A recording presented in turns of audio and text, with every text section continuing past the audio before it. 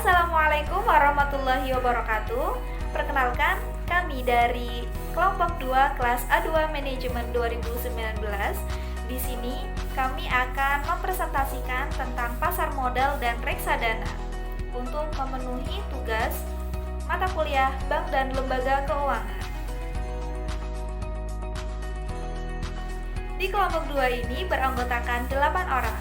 Saya sendiri, Nur Laili Yuniati dengan NIM 19101011302. Saya Muhammad Widadul Fawaid dengan NIM 19101011 Ahmad Faizin dengan NIM 191010111308. Putra Pratama, NIM 19101011165. Nasbar Silsa Uladi dengan NIM 191010110006. Kiki Wahyuningsih, nomor induk mahasiswa 191011111303. Minasika dengan NIM 191011111290. Naafitasari, NIM 1910111032. Pembahasan yang pertama, kita akan membahas tentang pengertian pasar modal. Pasar modal itu apa sih? Pasar modal adalah pasar keuangan untuk dana-dana jangka panjang. Dana jangka panjang itu sendiri dana yang jatuh temponya lebih dari 1 tahun.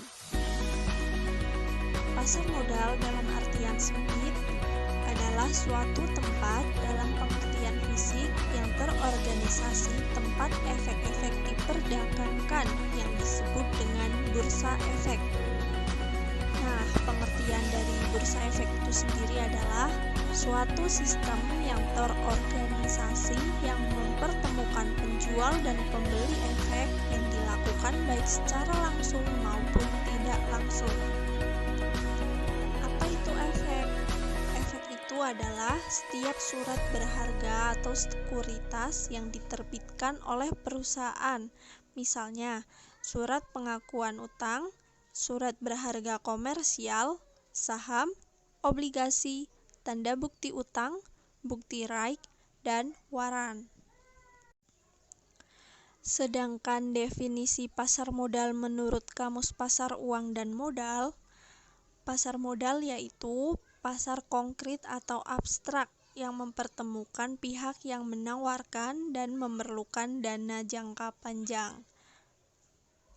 Umumnya yang termasuk pihak penawar adalah perusahaan asuransi, dana pensiun, dan bank-bank tabungan.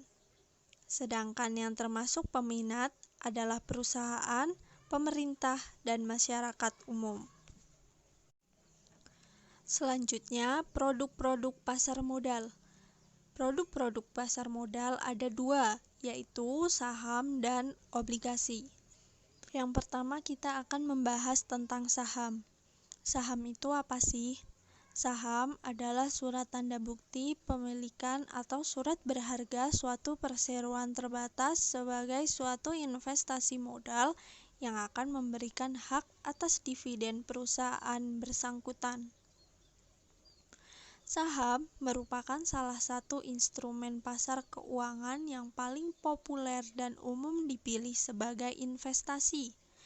Investasi saham di era sekarang ini merupakan salah satu jenis investasi yang banyak dilirik oleh banyak orang, apalagi dengan semakin mudahnya akses bagi siapapun yang ingin berinvestasi. Jadi, jika seorang investor menanam sahamnya di sebuah perusahaan, maka mereka sudah resmi memiliki sebagian dari perusahaan tersebut. Selanjutnya, obligasi. Obligasi itu apa sih? Obligasi adalah sekuritas berpendapatan tetap yang diterbitkan berhubungan dengan perjanjian hutang. Sebagai sekuritas berpenghasilan tetap, obligasi memiliki karakteristik, yaitu Yang pertama, surat berharga yang memiliki kekuatan hukum. Yang kedua, memiliki jangka waktu tertentu atau jatuh tempo. Yang ketiga, memberikan pendapatan tetap secara periodik. Yang keempat, mempunyai nilai nominal. Itulah tadi pengertian dari pasar modal dan produk-produk di dalam pasar modal. Jenis-jenis pasar modal. Dalam menjalankan kegiatannya, pasar modal dibagi dalam 3 macam, yaitu pasar perdana, pasar sekunder, dan bursa paralel. Pasar perdana yaitu penjualan perdana efek oleh perusahaan yang menerbitkan efek sebelum efek tersebut dijual melalui bursa efek. Pada pasar perdana, efek dijual dengan harga emisi, sehingga perusahaan yang menerbitkan emisi hanya memperoleh dana dari penjualan tersebut. Yang kedua ada pasar sekunder. Pasar sekunder adalah penjualan efek setelah penjualan pada pasar perdana berakhir. Pada pasar ini, harga efek ditentukan berdasarkan kurs efek tersebut. Nah, naik turunnya kurs suatu efek dapat bisa ditentukan oleh permintaan dan penawaran. Nah, bagi efek yang dapat memenuhi syarat mendaftar atau listing, dapat menjual efeknya di dalam bursa efek. Sedangkan bagi efek yang tidak memenuhi syarat, dapat menjual efeknya di luar bursa efek, misalnya dalam bursa paralel, over the counter. Dan yang terakhir ada bursa paralel. Bursa paralel adalah perlengkapan dari bursa efek yang ada. Bagi perusahaan penerbit efek emiten, dapat menjual efeknya melalui bursa ini. Tetapi tidak semua efek yang diterbitkan oleh perusahaan yang menjual sahamnya kepada masyarakat go public dapat dijual di bursa efek. Karena apa? Ini disebabkan persyaratan yang mendaftar di bursa efek cukup berat dan ketat. Bursa paralel ini menjadi alternatif perusahaan yang ingin go public menjual efeknya. Apabila tidak lolos persyaratan bursa efek, pada umumnya, efek yang didaftarkan di dalam bursa paralel akan diterbitkan kembali oleh perusahaan-perusahaan dengan modal relatif kecil.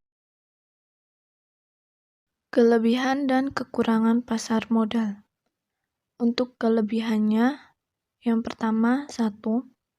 Sebagai sumber pendanaan bagi perusahaan. 2. Sebagai indikator perkembangan ekonomi suatu negara. 3. Sebagai sarana investasi masyarakat untuk mendapatkan keuntungan. Sedangkan untuk kekurangannya, yang pertama, belum menyentuh segala lapisan masyarakat. 2. Ketidakstabilan kurs sangat berpengaruh terhadap harga saham. 3. Tidak seluruh investasi berujung manis. Instrumen utama di dalam pasar modal sendiri ada saham atau stok, obligasi, derivatif, reksadana. Untuk saham sendiri merupakan surat berharga yang bersifat kepemilikan, dan semakin besar saham yang dimilikinya, maka semakin besar pula kekuasaannya di sebuah perusahaan tersebut. Keuntungan yang diperoleh dari saham dikenal dengan saham dividen. Saham ada saham biasa atau common stock dan saham preferred atau preference stock. Yang kedua, obligasi atau bonds. Surat berharga obligasi merupakan instrumen utang bagi perusahaan yang hendak memperoleh modal. Obligasi secara ringkasnya adalah utang, namun dalam bentuk sekuritas ada 2 pasar obligasi. Yang pertama ada pasar primer, yang merupakan tempat diperdagangkannya obligasi saat mulai diterbitkan. Yang kedua ada pasar sekunder, merupakan tempat diperdagangkannya obligasi setelah diterbitkan dan tercatat di BEI. Kemudian derivatif, merupakan surat-surat berharga yang merupakan turunan dari saham dan obligasi menurut Tendelilin 2001.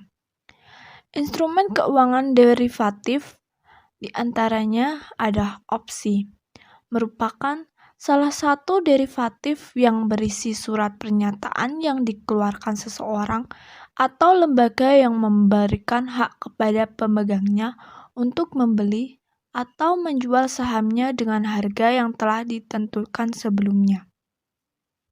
Kemudian ada right, yang merupakan hak memegang saham baru yang akan dikeluarkan emiten, di mana emiten harus menawarkan hak tersebut kepada pemilik saham lama terlebih dahulu.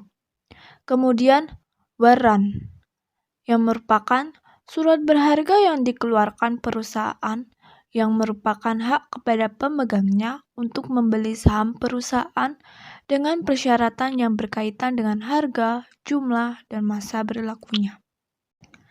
Reksadana, yang merupakan wadah yang digunakan untuk menghimpun dana masyarakat pemodal.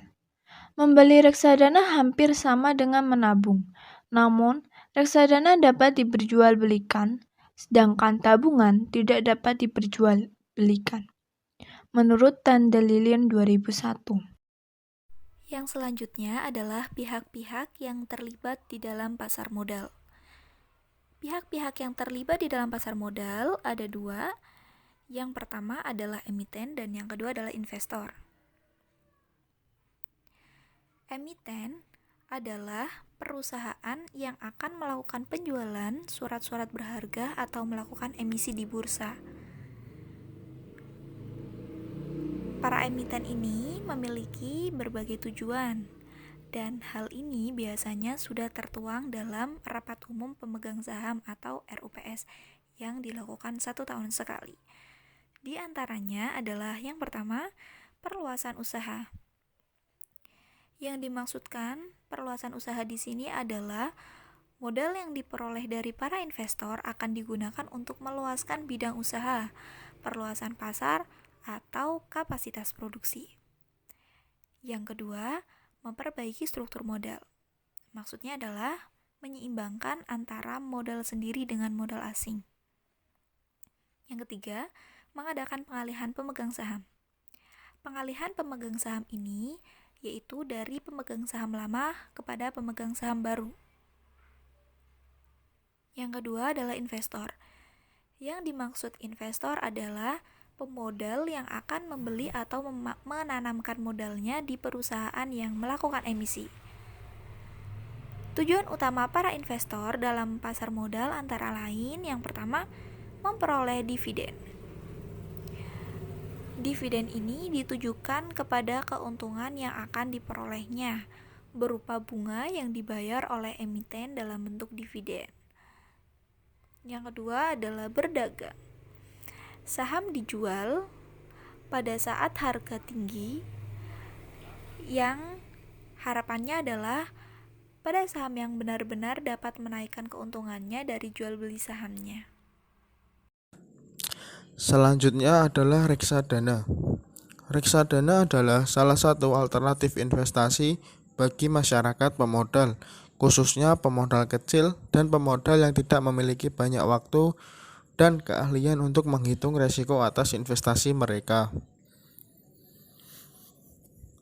Reksadana dirancang sebagai sarana untuk menghimpun dana dari masyarakat yang memiliki modal, mempunyai keinginan untuk melakukan investasi, namun hanya memiliki waktu dan pengetahuan yang terbatas.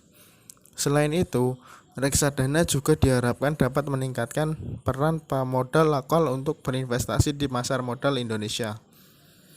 Umumnya, reksadana diartikan sebagai wadah yang dipergunakan untuk menghimpun dana dari masyarakat pemodal untuk selanjutnya diinvestasikan dalam portofolio efek oleh manajer investasi. Selanjutnya adalah jenis reksadana. Secara umum, jenis reksadana terbagi menjadi 4, yaitu reksadana pasar uang, reksadana pendapatan tetap, reksadana campuran, dan reksadana saham. Yang pertama adalah reksadana pasar uang. Reksadana pasar uang adalah jenis reksadana yang melakukan investasi pada jenis instrumen investasi pasar uang dengan masa jatuh tempo kurang dari 1 tahun. Bentuk instrumen investasi dapat berupa time deposit, sertifikat deposit, sertifikat Bank Indonesia, surat berharga pasar uang, dan berbagai jenis instrumen investasi pasar uang lainnya. Tujuannya untuk menjaga likuiditas dan pemelihara modal. Resikonya relatif paling rendah dibandingkan reksadana jenis lainnya. Yang kedua adalah reksadana pendapatan tetap. Reksadana pendapatan tetap adalah jenis reksadana yang menginvestasikan sekurang-kurangnya 80% dari aktifanya dalam bentuk efek utang atau obligasi. Tujuannya untuk menghasilkan tingkat pengembalian yang stabil. Resikonya relatif lebih besar daripada reksadana pasar uang. Yang ketiga adalah reksadana campuran. Reksadana campuran adalah jenis reksadana mengalokasikan dana investasinya dalam portofolio yang bervariasi. Instrumen investasinya dapat berbentuk saham dan dikombinasikan sebagai obligasi. Tujuannya untuk pertumbuhan harga dan pendapatan. Resiko reksadana campuran bersifat moderat dengan potensi tingkat pengembalian yang relatif lebih tinggi dibandingkan reksadana pendapatan tetap. Yang terakhir atau yang keempat adalah reksadana saham. Reksadana saham adalah jenis reksadana yang menginvestasikan sekurangnya 80% dari aktifanya dalam bentuk efek bersifat ekuitas. Tujuannya untuk pertumbuhan harga saham atau unit dalam jangka panjang. Resikonya relatif lebih tinggi dari reksadana pasar uang dan reksadana pendapatan tetap. Namun, potensi tinggi pengembalian yang paling tinggi. Kelebihan dan kekurangan reksadana. Untuk kekurangannya, yaitu yang pertama, resiko berkurangnya nilai investasi, risiko likuiditas, risiko umum, pasar modal, dan juga risiko bangkrutnya saham dan obligasi. Untuk kelebihannya reksadana yaitu keuntungan tinggi, dikelola manajer investasi profesional, jumlah investasi kecil bisa 10.000, beli jual online, modal investasi kecil, sudah terdiversifikasi, fleksibel, transparan, dan juga praktis. Selanjutnya, ada 5 perbedaan reksadana syariah dan konvensional. Yang pertama, prinsip dan pengelolaannya. Reksadana konvensional dipegang oleh bank. Reksadana tersebut pun dapat diinvestasikan dalam bentuk efek seperti saham, deposito, hingga obligasi. Perusahaan yang terlibat dalam investasi dan total utang dalam reksadana satu ini tidaklah menjadi syarat penting. Sedangkan reksadana syariah, pengelola produknya terdaftar dalam daftar efek syariah. Daftar tersebut diumumkan oleh OJK dengan ketentuan syariah. Reksadana syariah dikelola dengan mengedepankan prinsip halal, di mana total utang harus lebih kecil dibandingkan nilai aset. Yang kedua, proses pembersihan. Reksadana konvensional tidak ada istilah pembersihan pendapatan dengan memisahkan yang halal dan haram. Asal sudah sesuai ketentuan investasi dari OJK, maka manajer investasi sudah bisa menjual reksadana konvensional. Sedangkan investasi reksadana syariah, proses pembersihan pendapatan wajib dilakukan. Proses cleaning berarti memilah apakah sebuah perusahaan memiliki pendapatan tidak halal atau sebaliknya. Hasil penyisihan ini nantinya akan diperuntukkan untuk keperluan amal atau disumbangkan. Yang ketiga, diawasi oleh 2 badan pengelola berbeda.